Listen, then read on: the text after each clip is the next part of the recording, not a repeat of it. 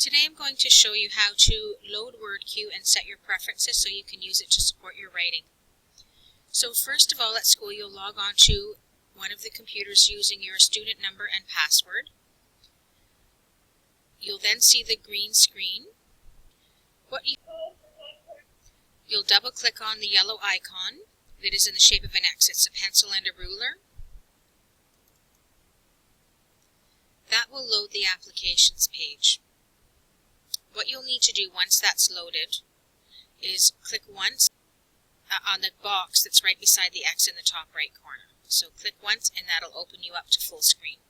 Now these icons are organized in alphabetical order, so you can see A, B, and so on, right through to Z.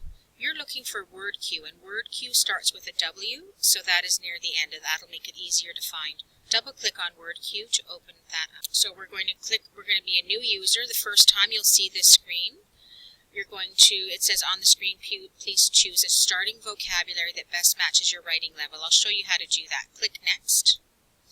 We are English, and we speak Canadian English. You can choose another language if that's better for you, or you're working in another language on a certain day, you can set it. We are going to click on Canadian Intermediate. That will be your default. That's for people that are working at a grade 2 to grade 8 level, so that will suit most of us. You're going to click on Next. This screen talks about saving your vocabulary, so you have to type in a name for your vocabulary after file name and click Save to see. You're going to put your name and save it. It will create a new file for you.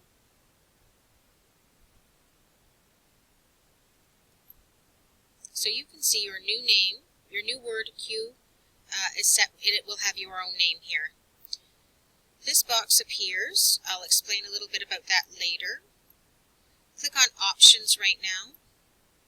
We're going to set your default preferences. So the first one is prediction. You want to have between 5 and 7 words. You can use the little arrows to click up and down.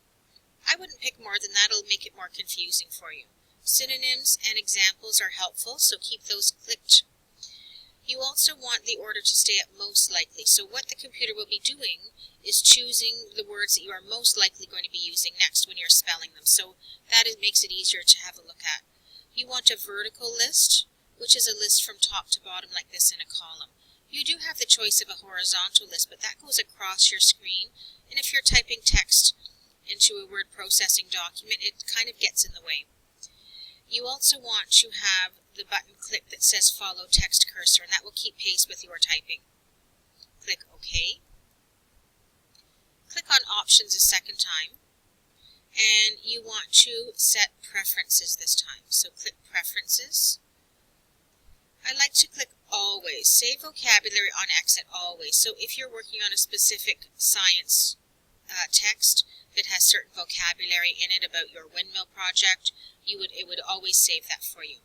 I like to make a daily backup in case of technical difficulties with your computer, so it will have your vocabulary saved. It's helpful to have the labels on your toolbar and open at login. If you don't need to use it, you can always exit out of it. Click OK. Okay, now that you have the preferences set, you can have a look at these two boxes, Speech and Read. When you're working, you can either click it on or off. It is helpful at some points during your text for it to read back to you. You'll occasionally get this message. I've been playing with it. I got this message because I had no text that I was working on. You can just exit out of that. Okay, so now that WordQ is up, we can move it around and work in different places.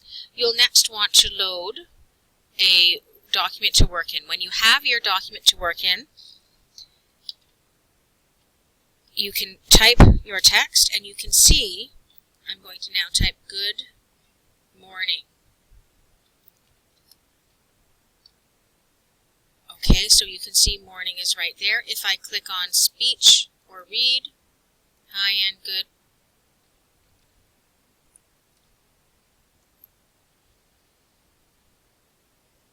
Let's try that again. Good morning. There's morning. You can click on the little arrow that pops up beside it, and it gives you an example. This morning, I had breakfast. I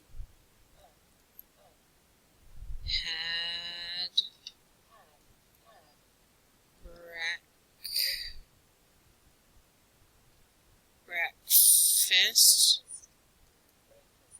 Okay, so I know that's the word I want because I had WordQ read it to me. There we go, so you can hear your text. Okay, so those are the basics of setting up WordQ. I will do another tutorial to teach you how to personalize the voices and the speed that the text is read back to you. I hope this helped.